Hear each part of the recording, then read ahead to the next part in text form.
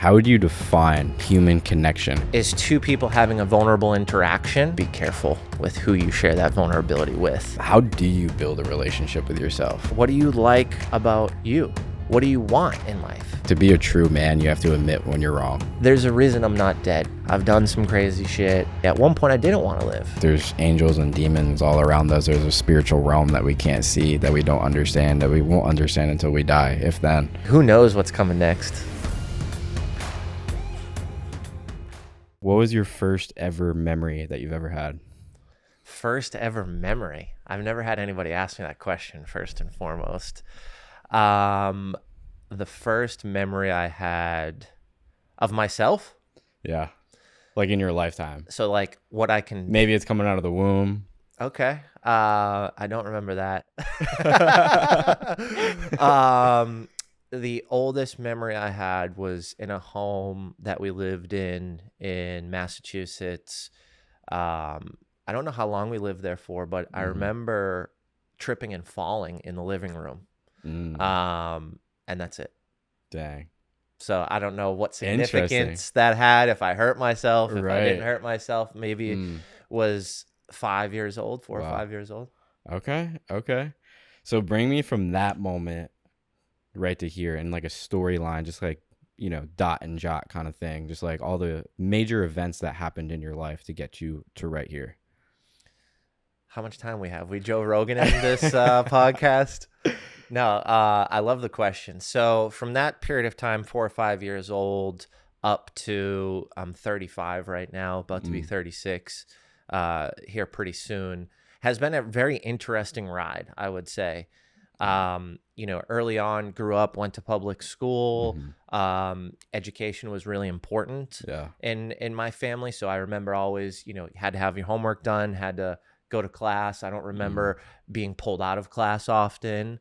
And then, you know, went through that, got, you know, I would say I probably hung out with a lot of older kids, probably just friends of parents and my parents' friends. Sure. So it kind of got thrown into a world where I was the youngest. Okay. I'm also the youngest in my family. Okay. So you had to mature a lot faster. In my friend group, as I was growing up in my, you know, 9, 10, 11, 12. And now that I think about it, one of my friends actually just came and visited me here in Tennessee, that I hung out with and met in that time frame. So fast forward 25 years later. Gotcha. But I would say, you know, went to high school, college, caused a lot of trouble in my high school days. Were you a class clown? What were you doing?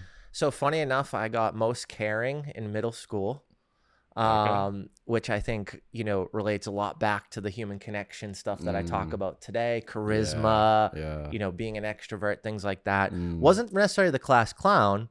And then, you know, as I moved into high school, kind of, you know, had some troubles with the family and things like that. So parents got addicted to OxyContin. I ended up living with a friend in high school for 6 or 7 months. Oh, wow. And then found my way going to college, playing some baseball. Okay. I know you like baseball. I do. And they were $6,000 short on the full scholarship, and I actually didn't go. Scrambled, got into community college. Okay. Again, human connection, you know, basically poured it all out to the folks because I was a few weeks late, and basically said, if you don't let me in, I'll never go. They let me into community college, graduated that, went to UMass Boston, graduated with my bachelor's there, found myself working a lot, and then partying a lot. So work hard, play hard. And my 20s was a lot of unique situations, traveling a lot, spending time with different people, different groups, and always aspiring to be an entrepreneur. But the biggest thing I think in my 20s was I was so fear-ridden and scared to take that leap into entrepreneurship. But I always knew I wanted to be an entrepreneur. I knew I always wanted to build something. I wanted to impact lives and people. So fast forward, moved to Nashville, didn't know anybody when I moved to Nashville, never visited Nashville, didn't even have a Facebook friend or a high school buddy. Just kind of said I needed a reset. of where I was. I was working for a company. It wasn't necessarily the future of where I wanted to be or who I wanted to be around. Yeah. Came out to Nashville at age 28, worked for a corporate company, founded my first business, and been in entrepreneurship for the last 7 years. Wow. Here in Nashville. And you would say you're an expert at human connection. How would you define human connection? It's a great question. I think people are going to have different definitions of it, but my definition is two people having a vulnerable interaction where both people feel heard, valued, or seen. Okay. And I think a lot of people forget the part that's most important, being vulnerable. And studies show that most people will tap into vulnerability just a little bit, maybe 5%, 10%, sharing some things that, you know, are big moments or deep to them. But I think the more you push that scale and percentage closer to 30, 40, 50%, it'll allow you to have deeper connection. And did you always thrive in vulnerability? I think when you are in situations in your life, parents being addicted to drugs, finding out I might not get this full boat scholarship and a little bit short going into college, starting a business and COVID happening and taking every dollar away from me. Wow. I think you have to be vulnerable to navigate some of those worst situations in your life to get through them to the other side. Was there a moment where you started to become more vulnerable? I think it really changed for me in 2022, having my daughter and realizing that I've navigated a pretty wild life, and I wanted to not only teach her the right lessons, but also teach other people in my community and in my life some of the right lessons that I had messed up. I think at that moment, it was when I started to get on stages. It's when I spoke in front of 100 people at my own event where I knew like 80% of the people. And told my origin story. I know you have a pretty crazy like first speech story. Like it was like your first speech. I believe it was. And like you didn't say any of these things before. Then you got up on stage and you spoke these things out into existence. It was that level of vulnerability we're talking about. Yeah. And the connections from sharing, my parents were addicted to OxyContin. Right. You know, I got around the wrong crowds and sold drugs to pay for college. You know, you can navigate a life that you desire if you have discipline and some level of structure and vision and just navigate through goals, right? So when I shared that, it wasn't so much to relate with people of feel bad for me and I'm a victim. It was to radiate positivity in a negative world, because at that point, I knew as we're getting to the end of the year, the economy was starting to change, things were happening, more conversations with entrepreneurs and business owners were happening in my world, my life. People were hurting. And it wasn't that your story needs to be your parents were addicted to drugs and you feel like, you know, that was a hard situation to navigate, but it was more so to say that everybody's hurting and we need to lift each other up and radiate positivity. So the goal was, you can navigate through those situations and stand on this stage. That's so good. And wear a nice suit. And have 100 people in a room because you had an idea to create a networking event, you know? Yeah. So I remember you said like your wife didn't even know some of these things and she was there and this is the first time she's ever hearing it. So what did it feel like to get that off your chest, to take that weight off your shoulders? It's something where I didn't even understand the impact that that had on me or the people until like a week later. So walking around vibrating and just being fully out there of what I've navigated in life was almost like I didn't have to hold the secret so tight and close to me that things weren't perfect. And what you see today is a product of a lot of chaos and a lot of hardship and a lot of financial issues and a lot of stress and anger, right? And emotions I probably couldn't even monitor, let alone identify at that time. Why do you think you held those things in for so long?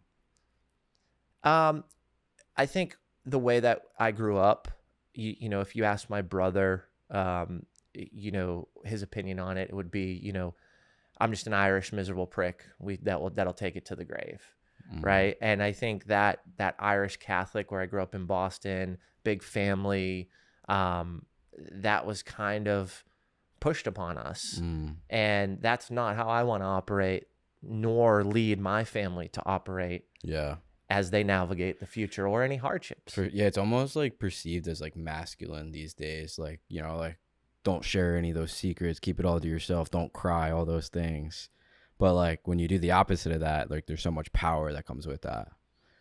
You got to defeat the ego. Yeah. And I think the thing for me, back to the human connection piece, is I've watched people transition their mental state, their skill set, get in new rooms, take bigger risks, not look back, burn the boats. I've watched people do that when I've allowed them to feel heard. Yeah. I've connected with them on a level where they feel seen. I've practiced and navigated conversations with empathy, not just sympathy, right? I think there's a massive difference we forget between those two terms. Yeah, what is the difference? Empathy would be, am I walking down the same road in the same shoes and feeling those emotions and then communicating back? Where I think sympathy is, and we've done this probably for the homeless person on the side of the street that was begging for money. We just feel sorry for them. I have sympathy for that person. Yeah. But what if you got out of your car, pulled over on the side of the street and went and sat with them and heard their story, heard the situation that they've navigated in life, why they believe they're in that seat on the ground, in the dirt with dirty clothes, no money, no food, a drug addiction, alcohol addiction, or an abandonment or mental health situation. Yeah. I think the difference of that is if you get out and you sit with that person and you make them feel heard, seen, and valued in a world where they probably don't feel any of that ever. Yeah. Then you can start to have empathy for the situation. And I'll give you a perfect example. I was helping the homeless, feeding the homeless a few months ago. And you start to have a conversation with someone, and my assumption is they're a meth head. They're on meth. Sure. And that wasn't the case. They mentally, like they had a lot of issues, and they weren't a drug user. Yeah. And you have those situations where I would feel sorry for that person and have sympathy. But when I actually got to talk to them, when I gave them food, when I sat down, asked them, hey, where'd you grow up, man? Like, how'd you get to Nashville? You traveled a lot in your younger days. Like, when you start to talk about their life and who they are, it allows you to understand some of those struggles and hardships. And maybe it's true, maybe it's not what they shared with me. But at that point, I can give something back to humanity and build a connection in that moment. That's so good, man. Bringing it back to like that weight on the shoulders. There's a lot of people that probably hold a lot of things in. What advice do you have to that person that's just like never said those secrets out loud to anyone, and it's just always been a secret? Their family doesn't know, their friends don't know, whoever doesn't know, boyfriend, girlfriend, husband. What advice do you have for them to take that weight off their shoulders and to finally be vulnerable? My advice to that person to take the weight off their shoulders and finally be vulnerable is be careful with who you share that vulnerability with. So most people will say, just lay it all out there. And I can tell you from firsthand experience, I've been robbed, stolen from, lost money, and just screwed over essentially because I was too vulnerable. Yeah. Someone took the wrong person took that vulnerable information, me in a defeated state, took it, used it, leveraged it against me, and I lost. Oh, wow. So it's not all roses and merry when it comes to vulnerability. And I think that's where I want to look you in the eyes, anybody listening in the audience here, and say, be careful. I'm not the guy to say, just go out there and blast it all over the world, even though you probably see on my content and online, I'm pretty open. Yeah. But there's structure, strategy, and real life scenarios to the things I share and the things I don't share. To complement that in a positive way, I would just say, hey, go a little bit deeper. Can't look at it on a scale of percentage, 0 to 100. Where are you today? And can you go 5, 10, 15% further and still feel comfortable, but not throw out your darkest, deepest secrets to the world? And because there is repercussions to things you say. I do believe what comes out of your mouth has a positive or a negative impact. There is no neutral impact. And it's also timing, setting, right? We can go into all those things, but you've got to be careful. You can't just share everything in the wrong time or with the wrong person. Yeah. Because there can be negative, impactful events from those things said or done. Yeah. So how do we navigate that is the big question. Your level of comfortability, right? Yeah. I think you find someone in your life that you're close to, and you start there to understand what's the scale of vulnerability with that person, right? So for me, my wife, I tell her everything. Yeah. I don't lie to her at all. So that's at 100%. Yeah. And then I've got a friend that I met, real life example, a couple weeks ago, and probably at 10, 20% with them. I don't know them. They know a lot of people I do know, right? So there's a fit there. It's been justified, right? Like they're not a terrible human or anything like that. Yeah. But I don't know them at a level. And here's the other thing. When it comes to vulnerability, how much has that person shared with you? Reciprocation is important when it comes to vulnerability, because if I just pour everything out to you, well, what am I doing at that point? Dumping, maybe just emotional vomiting. Right. And is that really human connection? Is that really a back and forth? Two people feeling heard, two people feeling valued, two people feeling seen. In some cases, it's not. So vulnerability can take control of the conversation and actually not allow you to create deep human connection. That's good, man. How do you define vulnerability? Being real and raw and honest in a setting that may not feel the most comfortable. I think that's where you actually are vulnerable, rather than communicating at a normal pace or cadence, is when it goes to that point where you may not share that with everybody else. Yeah, I feel like vulnerability is like you kind of put your power in other people's hands, and you have to trust them with it. It's a safe space if you do it right. Yeah, I also think it depends. And it's a great space. It depends on where you are in life. Like, how emotional are you? Did you defeat that thing that you're vulnerable about? Or are you going through it right now? How touchy are you? Like, if you go down a downward spiral, like, what is that going to do to you? Is it going to wreck you? Or did you already defeat that? Like, where are you today? I feel like that depends on how vulnerable you can be. I feel like you could be like super vulnerable, and people can't really put it against you because you already defeated it.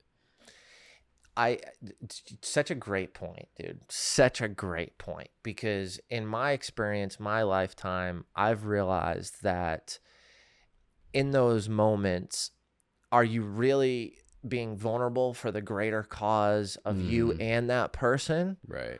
Or again, are you like trauma dumping on someone? I also think, and I'll give you an example.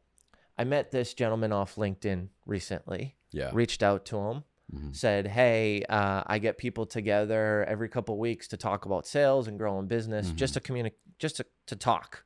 No pitches, no sales. If someone sells, I kick them out right there on the Zoom, whatever. Yeah. And he's like, yeah. So we ended up connecting. We end up grabbing a bite to eat. And I sit down, and he starts talking to me about his divorce, and he starts telling, and he's being vulnerable. I met him on LinkedIn. I've never talked to him on the phone. Yeah. We've connected digitally. Then I meet in person, and we're talking about his divorce. We're talking about his kids. We're talking about his faith, whatever. I thought this just happened 6 months ago. This was 3 years ago. Oh, wow. Yeah. So when you talk about vulnerability, there has to be a right time, and you have to, whatever you're going through, you have to have a handle on it to communicate it in a way where, yes, you could still get help, but socially there's an interaction to be had there. So when I say human connection, and when I say you want to feel heard, I think heard is defined in 3 different social interactions.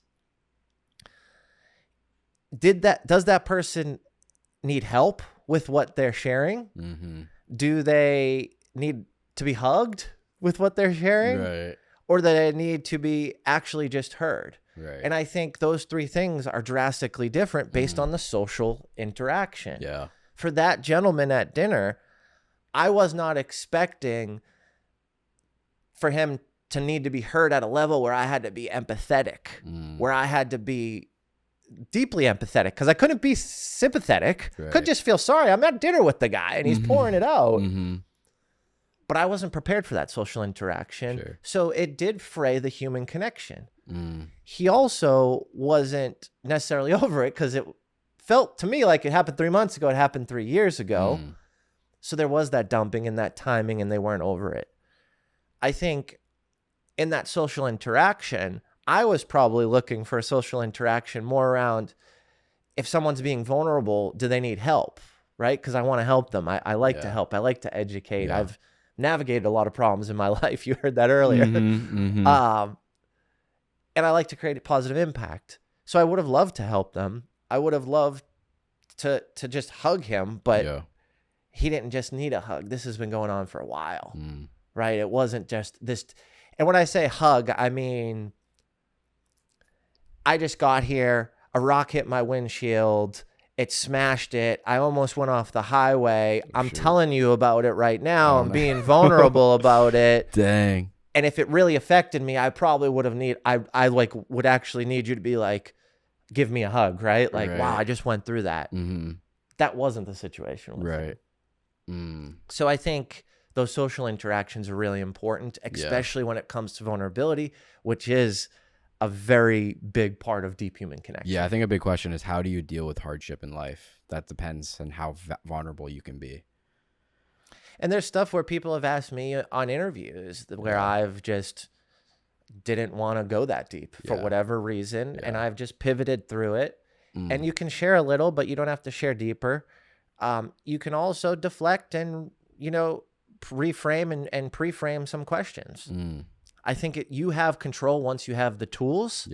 I think that's where people get worried and have fear is, well, I'm going to put myself on a podcast where you're going to ask me deep questions. I don't know what deep questions he was, folks. I don't know any questions he was going to ask me today. So in that situation, if it's too deep, people don't know how to get out of it. They don't know how to politely reframe it or go a different direction. So I think once you have the tools to go in a vulnerable situation, you can decide, is it 10%, 30, 40, 50? Is it 100%? Right. Where would you say you're at right now? I'm probably in the 90 percentile, high 90s. Then let's go. Yeah. I mean, there's nothing I don't really want to share. I'm not going to share intimate things with my wife or my family. I'm not going to tell you where, my daughter's at 12 p.m. today, right? Like, I'm not going to do stuff like that to not protect my family. But for sure. I mean, you want to hear, what I did in my teens as a pissed off kid and got into a ton of fights because I never loved myself and had a black eye every day. And, look at all my prom pictures, my eyes bloody or black. And that was me just not loving myself and not having a good relationship with myself. I can go as deep as that, or I can stay fluff and tough and, sit here and say, high school was a breeze. It just really depends on the connection and what the purpose is of the conversation. Yeah, I know that's a really important thing about with you is the relationship with yourself. So you said, like, back then in your teens, you did not have a good relationship with yourself. Can you go into that and bring me back there? I think I was mad that I didn't get the shake all the kids I grew up with got the shake when it came to life. That when they were all preparing to go to college and do all these things with their family, I wasn't getting that. I had two parents that sat on the couch who were addicted to OxyContin. So I think in those times I was really frustrated and upset. And what do? Like, you just I harmed myself in those situations rather than having an outlet to communicate, to talk to, someone to hold space for. So I found myself going to different friends, and that's why human connection is so important to me. Is because in those times when I didn't have family and I didn't have anything and I didn't really love myself, I did have friends that supported me. Like I said earlier, a friend let me stay with them in high school for months. friends took care of me, and it wasn't so much that I like didn't work or anything like that. Like I was scooping the ice cream. I was selling weed too. But I had resources and outlets that weren't necessarily the best or the smartest, but I had them. Yeah. And it was peers and it was friends. Would you say that was the darkest time of your life? No. The darkest time of my life was probably right before I moved to Nashville. And did you have your family at that time, or was that before? So I just had a girlfriend that was just not a great relationship. I ended up just leaving and driving to Nashville. Went out the night before, like wasn't home. Yeah. And just needed to start a new lifestyle. People I was around weren't great. The people I worked with weren't great. And I knew it wasn't for me. There was bigger and better. Why was that the darkest time of your life? Because I had no idea what was going to happen next. And I was literally driving away from everything I had, from a connection and an opportunity that I've built throughout my life. Right? I didn't have a friend who owned a construction company in Nashville, Tennessee to say, hey, dude, I need money. Can I come do hard labor? Yeah. Right? I didn't have a cousin's friend when I did masonry after high school, when I paid for college during the summers, right? Like I didn't have any of those. So just a lot of uncertainty. Yeah, so much uncertainty, and also uncertainty of where I was going to go in life. Was I still going to be messing around with idiots and snorting coke and sleeping with women and, at a new bar and out all night and barely working through the day and laughing and acting like I was cool and making all this money and traveling? Like, yeah, was not that just going to continue? Not just uncertainty with like where you're going in life, but uncertainty with your identity. Like, who are you? That I feel like that's what you were trying to figure out, and you didn't really know at that time. I knew that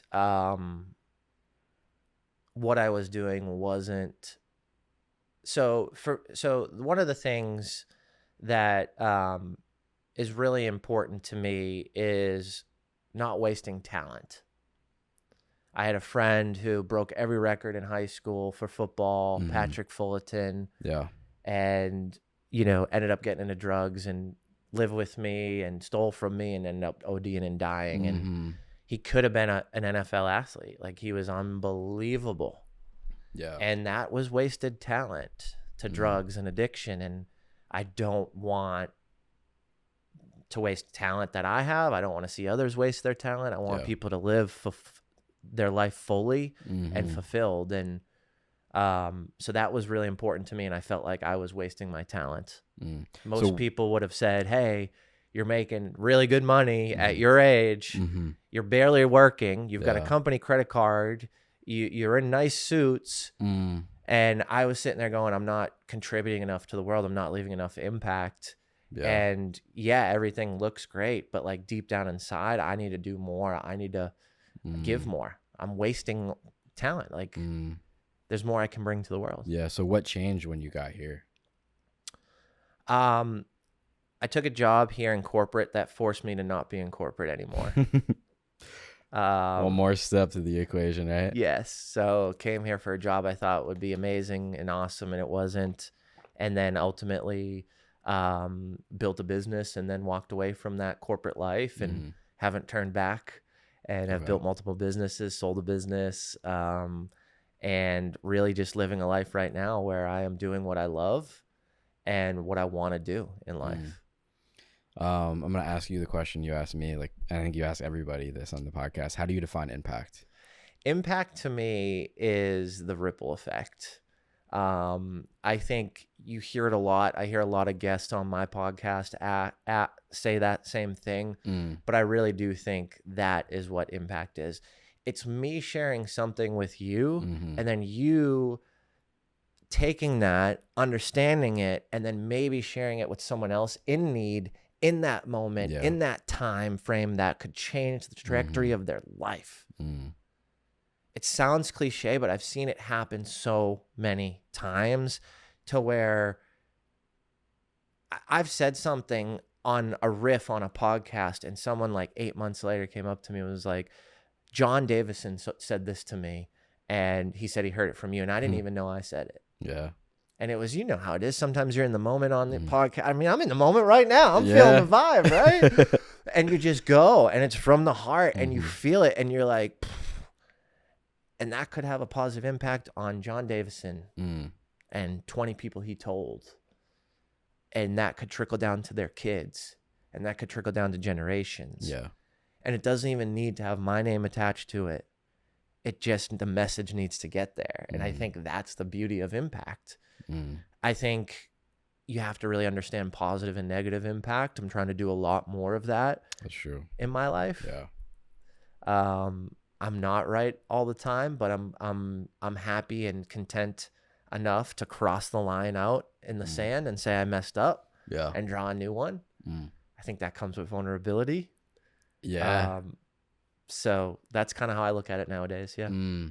Yeah, that's a great point, because I feel like to be a true man, you have to admit when you're wrong.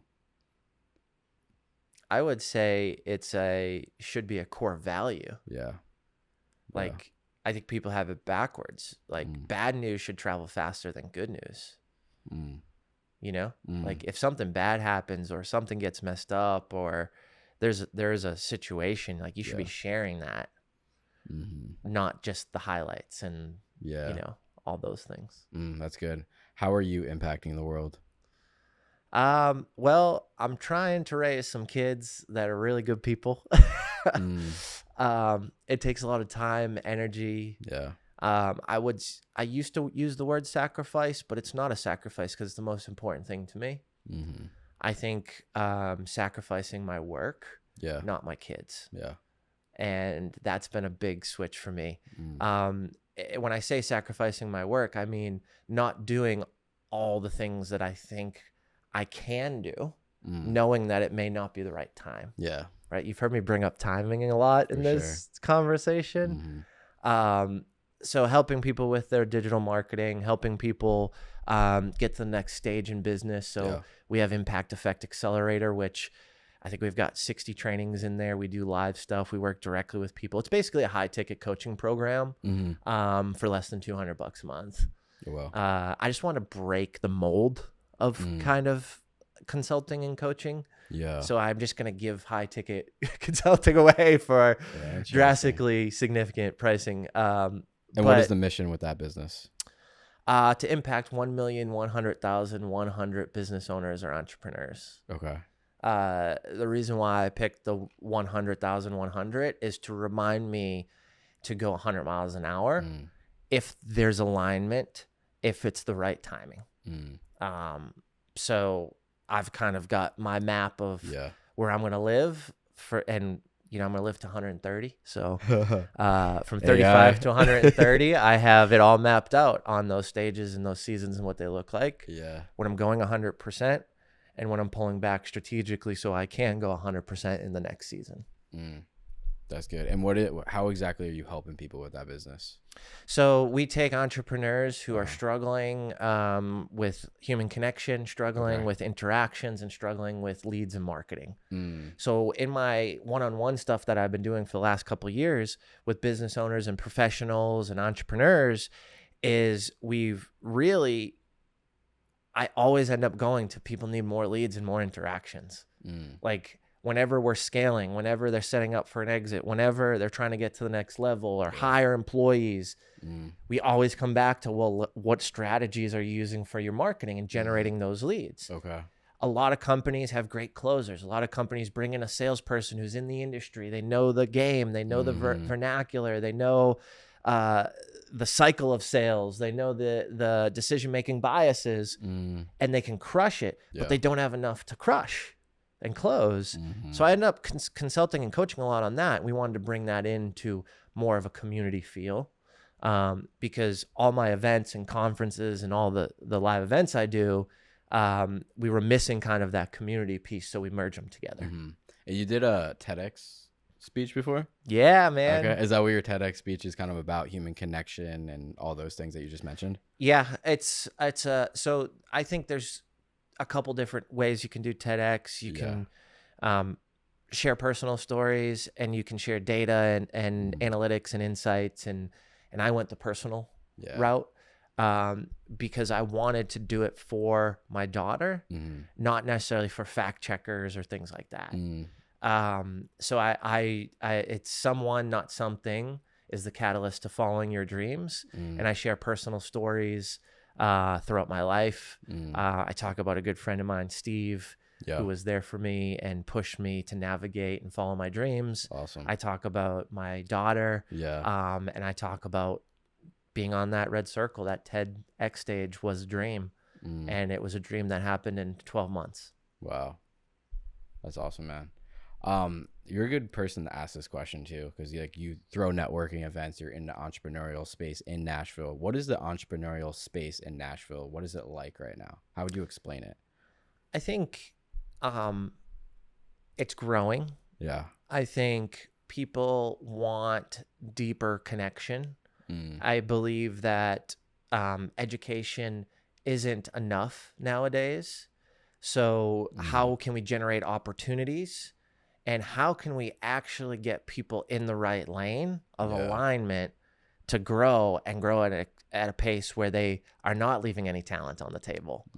I think Nashville has a little bit more work to do when it comes to that piece of it, that consciousness around who are you and why are you here and where are you going and how are you impacting the world. I think we're missing that in Nashville. I think we've got trainings and we've got great events and there's always something to do. Yeah. But how can we take it and make it more real, like a tribe and a true community? I think there's a lot of pockets. Yeah. Some are great. I think some are awful. I think some are here to make money and some are here to build community. Yeah. How can we get the good ones together into one location, one atmosphere? That's what I would love to see in Nashville in the entrepreneurial space in the coming years. And I feel like you've been dropping some seeds with that recently, right? I think there's some stuff to come. Yeah. There's some partnerships and some opportunities that are being taken up right now. Yeah. And I think there's just a couple more doors that need to be opened. But where I sit today, I think we've got the keys. We just need to open some of those doors and see what happens. So I think the Nashville entrepreneurial community has something amazing coming. I just can't give you the timeline quite yet. Oh, okay. Dang. You don't want to be vulnerable about that one? It's not the right timing. No, that's good. Now I know you throw an event once in a while called what is it called actually? Impact Effect. Oh no, there's the Beyond the Table. Yeah. Can you go into that? Because I got to experience it firsthand. I actually got to record it with Daryl Stinson at his event. Really cool event. Never seen anything like it. Yeah. Can you explain that? Yeah. So I had a lot of mentors. I had a lot of coaches. I paid a lot of people to help me level up and dive into an atmosphere where we could really create change at events. Stuff that really push people to wake up the next day and do the thing and to follow up with the person they met and to build a real relationship and to find those opportunities that come post that 6, 8, 10 hour, 12 hour day. And for me, it was really, really, really, really, really, really important to put myself in a position where I was not just doing what mentors told me to do or coaches have done in the past or you see online or you get served an ad every other week. Yeah. And I sat in my sauna in my garage at 4:30 in the morning and I just sat there. I had some lo-fi music on my speakers. I was eyes barely open. I remember because I was really tired and I literally was like, get in the sauna, Jim. Don't bail today. Don't bail. Get in the sauna. It's 4:30. Just go. Yeah. So, I'm in there. The light's not even on in the sauna. Just the lo-fi music's playing. And I'm like, I got to create something different. And I just started typing on my phone and started really getting into a space where what do I always want? When I started my first event ever was in 2020 when no one was having events here in Nashville. It's called Network Not Normal. And it started because I didn't want to do it the normal way. Yeah. So I was like, I got to get back to those roots. And I'm in the sauna and I start writing down rules. And the next day I put them on a video content from a previous event. I blasted up the rules. It was like a video where it just roamed around a table. And I said, beyond the table, here's the rules. And it sold out in 12 hours. Wow. And it was just something that I think people want. They want a space to talk about their dreams and it to not get judged. How can I create that level of vulnerability in a space that's comfortable so you can get 25% more vulnerable? And guess what? That's one of the rules to attending the event. Yeah. How can you come dressed up so you feel like you're in your next level of life and you feel good and you feel sexy and you feel energetic and you're walking into something that's a night out on the town, right? Like, how can we make that happen without the like bullshit that gets pressed down on some of that, right? Like, oh, my shoes don't match my shirt, so someone's gonna look me up and down and snarl at. Like, no, dude, wear the most comfortable shoes. Wear the shoes that are your lucky shoes. Wear the shoes that you feel good in. Wear the shoes that tell 100 memories of who you are and why you're here today. Who cares what rules? Just follow these rules. Yeah. Right. And it talks a lot about the more you pour into others, the more you'll receive, which is something I believe in. Yeah. And there's tons of other different rules. And we just bring you through an experience where you're identifying, clarifying, and sharing your dreams so you can make bold asks in the moment to go deeper and to get closer to them. Love it. How often do you do that? Every other month, usually. Okay. Yeah, we ran a couple in the same month, and because everybody loved it. But what I realized was I don't want to run the same event every time. So I'm taking all the information that I learned, all the notes that I took, rewatching some of the audio, re-listening to some of the audio, and really developing a new experience every time. Yeah. That's slightly different. So that way, if you come back, you can go a little bit more vulnerable because you've been here before. Yeah. But it's not rinse and repeat, rinse and repeat. So there's something new for everybody. Yeah. If someone wanted to attend one of those, how do they do it? Just DM me on Instagram, The Real Jim Morris.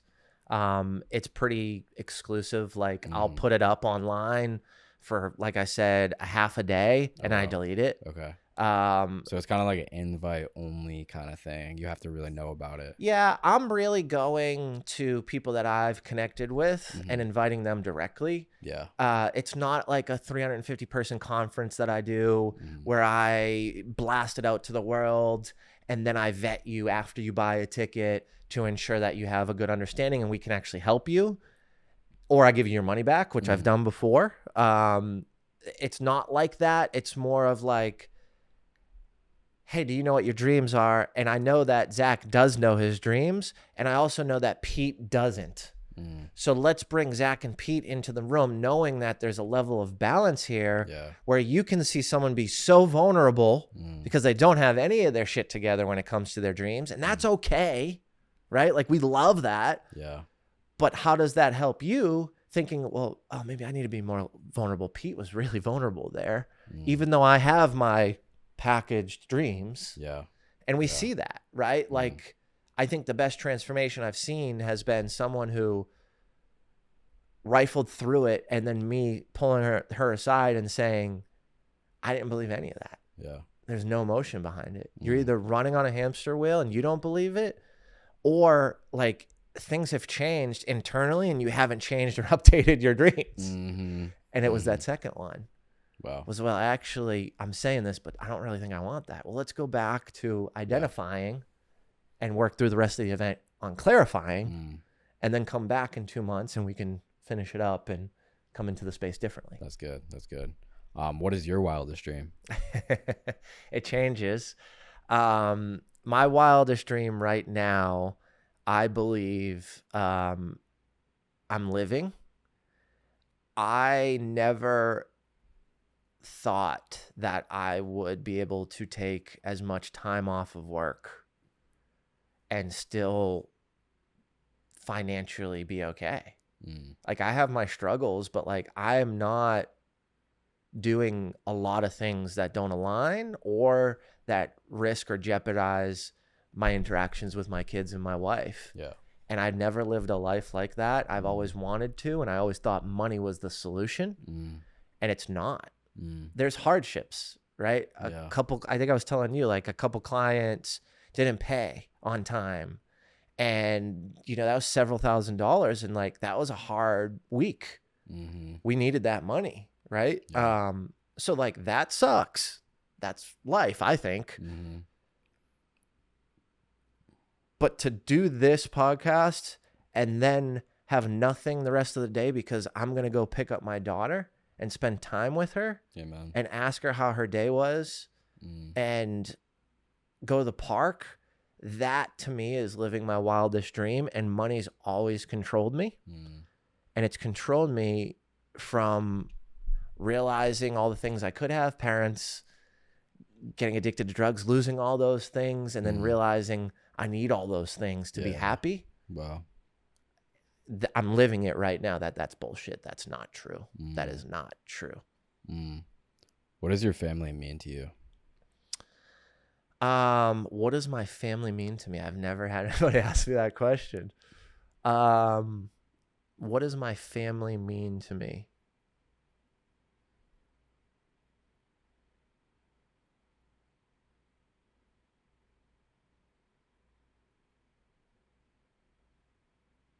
Doing things I love with the people I love.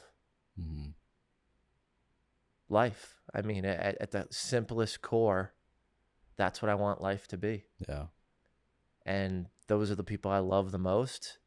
And those are the people I want to do the most things with and create the most experiences and memories and relationships with. If I can only imagine not having a deep human connection with my family. Yeah. And having to navigate life through hardships without that. Yeah. It's the things that I do that I don't want to do for them that are for the greatest good of me too. Yeah. Right? TED Talk. Yeah. Dude, I almost bailed. Almost didn't submit the application. Waited till the last hour. Then got it and then almost bailed. Like, wow. I never would have done that if I didn't have a daughter. Wow. If I didn't visualize her looking over my shoulder and me giving up on a dream. Wow. That never would have happened. And that was such a cool experience and such an interesting experience and something that I'll always look back on for a period of time. Yeah. And one of the biggest life lessons. Like that TED Talk isn't a TED Talk to me. That TED Talk was never about the views for me. It was never like, I don't even fucking market it. Like I'll post it once in a while. That's not what that did for me. And going into it, I thought everything was about that, the views, and my business is gonna blow up, and I'm gonna get all these speaking gigs, and it helps, and it's great, and people do that, right? And that's a great marketing strategy to their business, and that's what I thought I wanted. Yeah. But as I got real with what I wanted to say and use the space and the opportunity, it completely changed. Wow. To I need this. Jim Morris needs that TED Talk. Because there's days where I forget.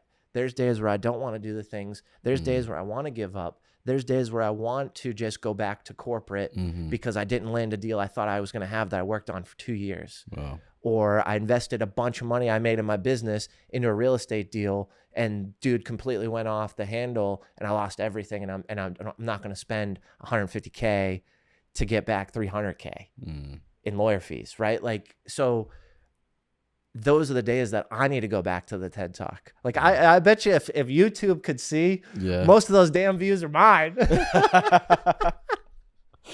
I say that jokingly, but like, that's what I think of it. And that's what I want to use it as. And I didn't want to get coaching through it. I was dancing around that idea and had an opportunity, and I just wanted to do it for me, and I wanted to do it with my mind and my level of intelligence, and I didn't want outside coming in. So I did my talk a little bit different than most people. Would I have loved to get 5 million views like my friend Janine Driver? Yeah, that would have been cool.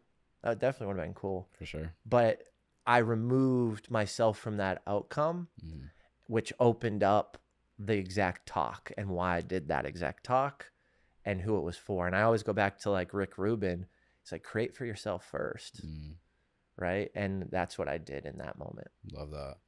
Yeah, I'm going back to your story and just like your parents, like, you know, like for me, like my parents are kind of like the superheroes, you know, especially like my dad, like he was my coach, my mentor, and then he got taken away from me and I lost that. But your parents, you know, they're addicted to Oxycontin. It's not a normal thing for a child to go through that. And just like hearing your story now with your daughter and your family, like you're a generational curse breaker, you know? So it's just, yeah, it's amazing impact that you have. Thank you, man. I definitely feel that, and I definitely try to do that. So, and you're the first person that said that to me. So thank you for, thank you for just saying that. That really means a lot to me. And it was hard, man. Like when you have your own kids, you don't like you think you kind of work through some traumas, right? And all that. You don't really realize, that you're not really over certain things or certain situations. Sure. And I think that's tough to navigate too. So hearing this and knowing the work that I've put in, which isn't something I go 98% vulnerability on. But like, I probably should now that I think about it, because it's a lot of work to navigate some of those things. Like even something like, you know, like I almost, like a week ago, I almost was like, mother, right? Like, because my dad used to say that, and I was like, and I had to stop. Wow. Because I don't want that to be the image that I have on my daughter. It's probably one of your biggest fears. So like, even now, knowing all that, putting in all that work, talking to mentors, like asking on my podcast, I've probably asked most dads and moms questions about family so I can learn. And therapists and people who've done it right, people who have done it and openly admitted they've done it wrong, right? Like I've had all those conversations and I still have to catch myself. Yeah. So it is work, and it's consistent work, and it's progressive, and it's, so thank you. I'm a long way to say, like, thanks for allowing me to feel heard and seen right now. Amen. I know another important thing is the relationship that you have with yourself. How do you build a relationship with yourself?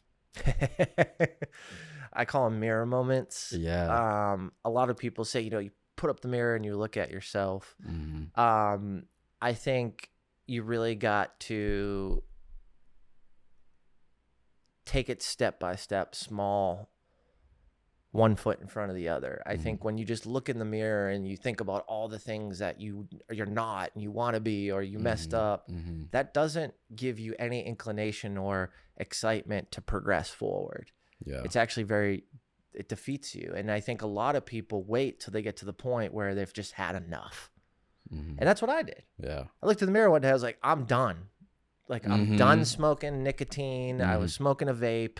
I'm done dating women that I was dating. I'm done drinking. I'm done, you know, doing business with certain types of people. I'm done letting certain people in my world because, you know, they've had a little bit of interest and I've just opened it up to them, right? Like, I'm done masking everything as if it's a highlight reel.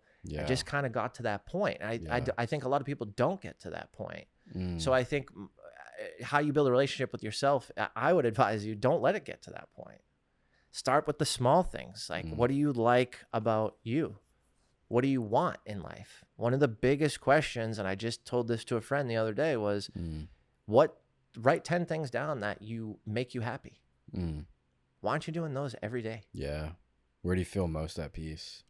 Like, I never would have said this 2 years ago. I probably never even would have said this 12 months ago. I go outside in my backyard and look at the garden and get the eggs from the chickens and pluck the tomatoes and look at the cucumbers. And dude, that to me is like happiness. Yeah.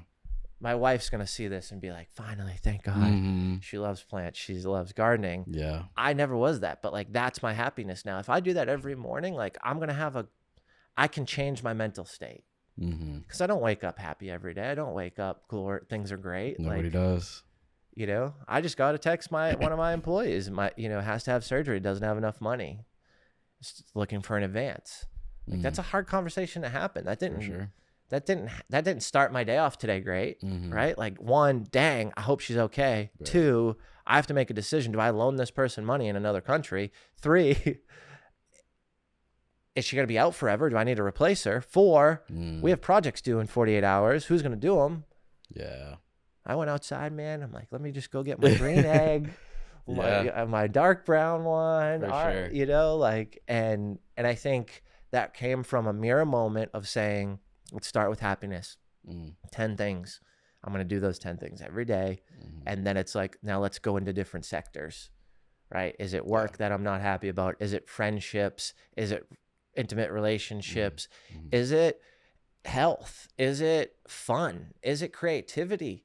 Right? One of the things that I was missing, because I thought business had to be this specific way, was creativity. Yeah.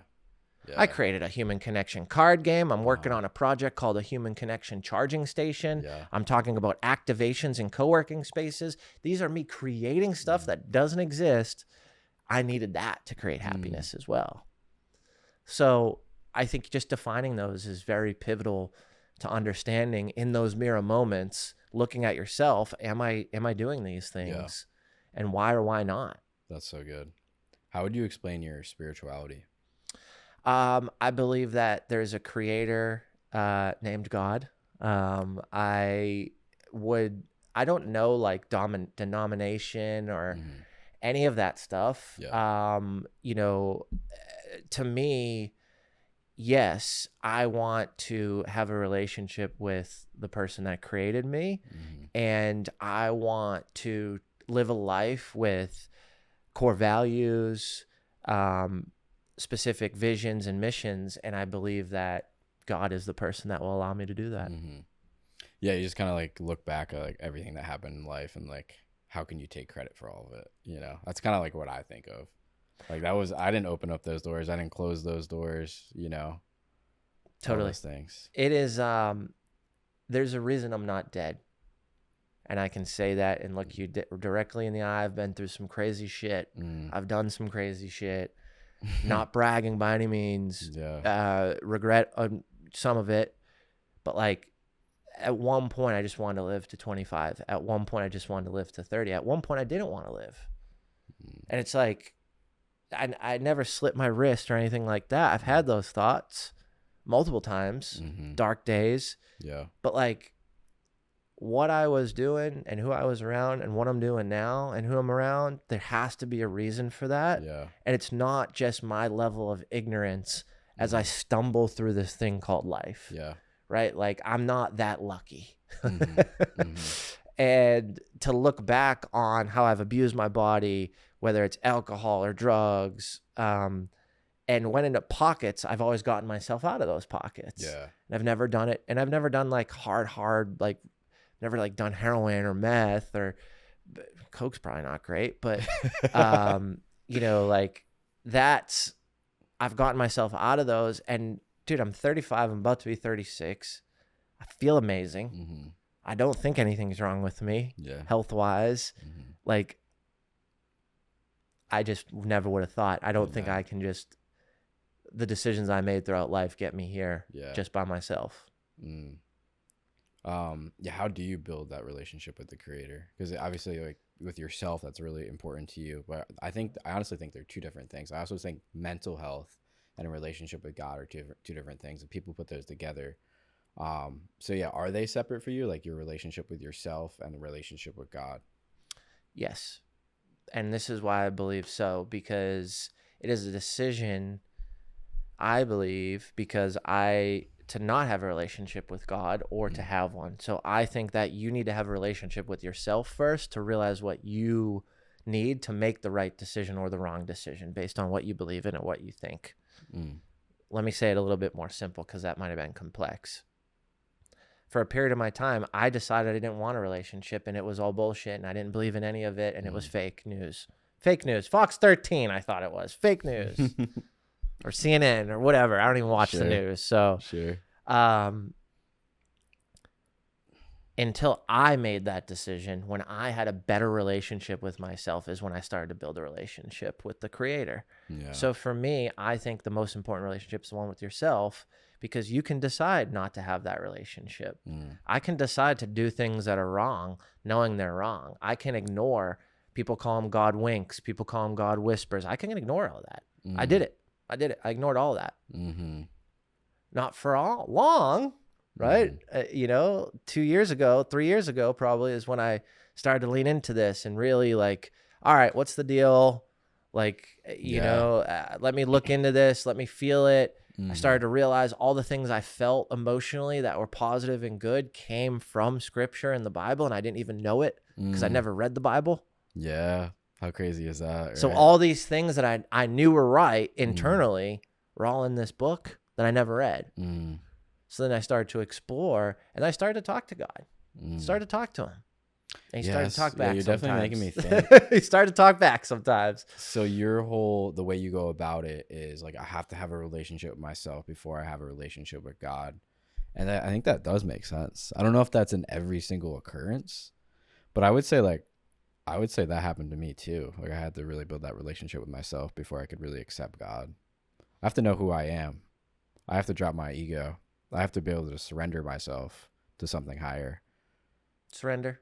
That was the biggest thing I was holding on to, because I had to hold on to the control of my parents aren't going to help me and get me to where I need to be in life. So I need to control everything. I need to hold on. And if my parents abandon me, then fuck everybody else. No one else is going to help me. Yeah. And I lived that life in my 20s. And I made a shitload of money. And I got the next promotion. And then I went into real estate and made buku amount of money. And then I bought and I did all these things without that. Yeah. And then I had a realization of like, all this stuff that I feel that's good, and ethics and all the things I'm learning that I love and I'm attracted to, they're all regurgitated from the Bible. Yeah. Every mentor, and then I got upset because I was like, y'all didn't tell me you were taking this from the Bible. Like, yeah. Right? Because I was like, oh, boom, boom, boom, boom, like night and day, right? And that's when I was like, I just didn't have the information. I didn't have the right mindset. I didn't have the right relationship with myself to say, Jim, you're wrong. You're wrong. And what you've been learned and taught, or what you've learned because you've been taught, is wrong. I don't agree with it. So I'm done with it. And this is what I believe based on the evidence and information I have today, and the feeling in my body and my soul and my emotions. Yeah. Because when you talk about human connection, I think about, emotions, feelings, the words, the questions, being interested, and also being interesting. But then there's also a spiritual component to it, where like sometimes I'll be talking to someone and spiritually I get thrown off by them, or spiritually I get attracted to them. I have like discernment. What does that mean? Tell me more. Give me an example. I mean, there was one time I was talking to someone and I'm like, and for some reason I just got like a word, not necessarily like an audible word, but like God was like witchcraft. Like they're like under witchcraft and they're trying to like play tricks on you. Wow. I've gotten that. Or like sometimes like they're just like totally just stealing energy from me instead of giving any energy to me. And like I just can't really talk to that person because like my spirit doesn't want to talk to that person. So I have to really force myself to talk to that person. So I think there's a spiritual component to conversations and human connection. I could not agree more, dude. I'm terrible at hiding it. That's my problem. Yeah. So there's tons of people in this world that probably think I'm an asshole. Because when you are going down that path and I'm just, and my whole body, and for me, it's energy. I call it energy. And I'll give you a quick example after this, but I can't hide it well. So I'll just like be like, and my whole face will change. Yeah. And my wife will be like, are you okay? Because she can see it, right? A lot. If you don't know me, it'll have to be deeper because you'll have to like really change, but like she can see it very early on. But I'll give you an example. I walked into a pizza place in West Virginia. Never been to the pizza place before. Walked into the pizza place, ordered a pizza, turned around, looked at my wife and said, I don't like the energy in here. I want to leave when our pizza's ready. Yeah. A fucking thunderstorm comes through, It's all glass pizza shop, like old school Pizza Huts where like you could sit on the tan glass window or whatever. Yeah. And just crazy storm, stuff flying, all this insanity, right? And I'm like, I just want to get the pizza and leave. There's an argument at the front going on with the cashier, and I'm just waiting. I'm like, we got to get out of here. The energy's terrible. Some guy comes in. This piece of wood flew off. It smashed through on his truck. Like, there's just chaos happening. Wow. And we grabbed our pizza and left. But it was like similar to you. It's either someone or something's happening, and I am 10 out of 10.